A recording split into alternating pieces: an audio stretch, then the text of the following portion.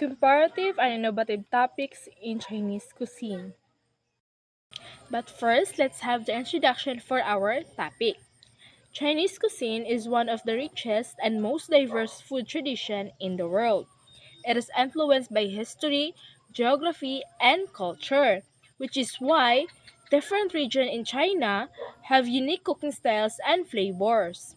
So, in this presentation, we will explore how Chinese cuisines compares with other Asian cuisines and examine gender rules in cooking tradition and understand how modern technology has influenced cooking practices today.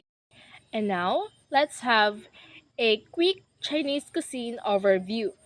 So, Chinese cuisine focuses on balance, harmony, and nutrition. Meals are usually made with staple food like rice and noodles, combined with vegetables, meats, and sauces. Cooking methods such as stir frying, steaming, and boiling are commonly used to preserve flavor and nutrients.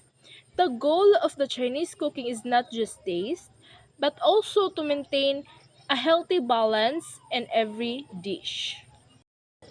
So let's move forward to the comparison of Asian cuisines. First cuisine was the Chinese cuisine and Indian cuisine. Indian cuisine is known for its strong and bold flavors, mainly because of its heavy use of spices like curry, turmeric, cumin, and chili. These spices create rich and aromatic dishes. But on the other hand, Chinese cuisine uses lighter seasoning and focuses more on the natural taste of the ingredients, while Indian food is often spicy and intense. Chinese food is more balanced and mild in flavor.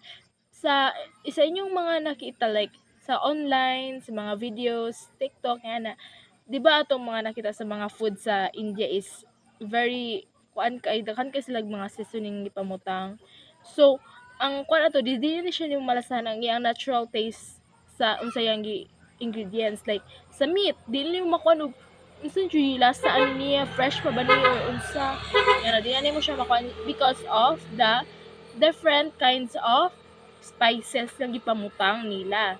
But isa Chinese magamit sila is mga ano ba mga natural one bitaw like iguro siya makadugang og taste nga na so mas gi-prefer nila ang original taste sa imo ang giluto compare sa Indian. So let's move forward for the Japan cuisine and the Chinese cuisine. So Japan cuisine is known for its simplicity and minimalism. It is emphasized fresh ingredients and clean presentation, such as sushi and sashimi. On the other hand, Chinese cuisine uses a variety of cooking methods and sauces, making it more complex and diverse. While Japanese food focuses on simplicity, Chinese food highlights the richness and the variety of the taste and presentation. As sa atong mga nakita pod, ang Japan is more on fresh and raw food like sa makita nato mga sashimi, mga sushi, mga ana, kasagaran lang gipong gamit is mga fresh ingredients. Dili na sila mo gamit og kanang mga dili na siya fresh kay makadaot man na sa flavors para sa ilaa. Makadaot sa taste, sa lasa, sa pag-present sa food. While ang Chinese is more on ginaluto jud sila ba kanang dili sila mo no sahay na mga raw sila nga panggamiton but mostly sila is lutuon jud nila. Ang ilang mga gamit sa pagluto is stir frying, steaming, boiling, mga ingana bitaw like mga siopaw, di ba? Mga siopaw kay ila pang steam, siomai, steam pa nila ingana ba nga ang Japanese is more on focus sila sa mga raw and fresh ingredients. Ang Chinese is mukhang mayipon sila og fresh ingredients but mostly sila is ginaluto nila. But despite of their differences, Chinese, Indian, and Japanese cuisines shares some similarities. All of them use the rice as a staple food and value fresh ingredients So, as I said before nga, tanan nga cuisine is sila bisag kanang Chinese cuisine is nagamit sila mga fresh ingredients kailangan po kay mo gamit kay dili na fresh. Dayon, pet kuan sila kanang different og method, different nga pamaagi, different nga way nga unsaon nila pagpalami sila ang food. Food also plays an important cultural role in these countries, especially during family gathering and celebration. So, parihara po diri sa Pilipinas, like natin mga traditional food, nga dili jud na mawala sa mga celebration nato or mga gatherings or special occasions. Murong parehara ta sila apod nga na sila yung mga traditional food ba nga gina-present every gathering, every celebration nila. Like diri sa Pilipinas, unsa makayo ang mga kuan, di ba? Adobo, pansit, unsa pa may mga ipang present daghan sila gipang present nga mga Filipino food because of the culture. Napasa-pasa na sa to mga katigulangan nga ay birthday, recognize na ay pansit, ngano ba? Nasa kung kita natin mga ana nga habit or mga cultural rules, sila po napon sila ingana. This shows that food is not just for eating, but also for connecting people and preserving tradition. So, as what I said na ang kuano siya nga, ang pag-way bito nga pag-preserve sa food, pag pag-prepare, pag-process, ingana, is lagi ka na siya sa culture. Kaya di man ta makakuan og wala to mga past people sa dinha, di ba? Like, mga kuan nga gipasa na sa to ang knowledge ingana kay murag all of the kuan man good, all of the dishes ingana is mga culture jud nga gipangpasa na jud sa itong mga katigulangan. Like, yeah, like diri ra pud sa Pilipinas ingana nga murag, di ba ginatudloan tag unsaon pagluto ana kay kana siya lami kana siya kay kanang known siya nga food. Technology has made cooking easier, faster, and more efficient. Modern tools and digital platforms help people learn recipes, improve cooking accuracy, and try new cooking techniques.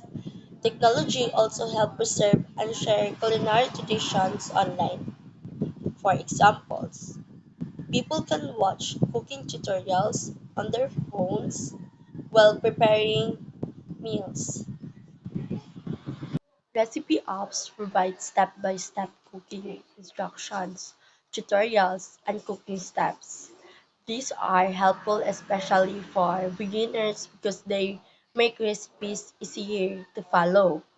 For example, now apps that allow users to search for recipes and share their own cooking experience. Smart kitchen appliances help improve convenience and cooking accuracy. Devices like smart rice cookers and automatic cookers can control temperature and time automatically, making cooking easier even for beginners. So, mas pinadali. For example, ang rice cooker kay automatically mo cooker na siya og perfect without constant attention. Let's move on molecular gastronomy. Molecular gastronomy combines science and cooking. It studies how ingredients react during cooking to create new textures, flavors, and presentations. This modern approach helps dishes more creative and innovative. So, fusion cuisine. Mix cooking styles and ingredients from different countries.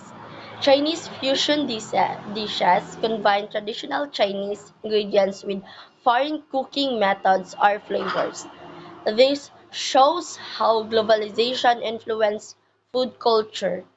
For example, Chinese style pasta or sushis with Chinese flavors are examples of fusion cuisine.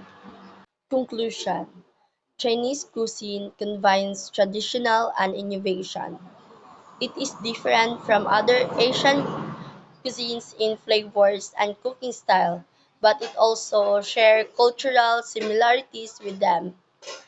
Gender rules in cooking have changed over time, and technology continues To improve cooking practices, Chinese cuisine remains an important part of cultural while adapting to modern trends. Examples: traditional Chinese recipes are still preserved today, but modern chefs also use technology and new techniques to create a new innovative dishes.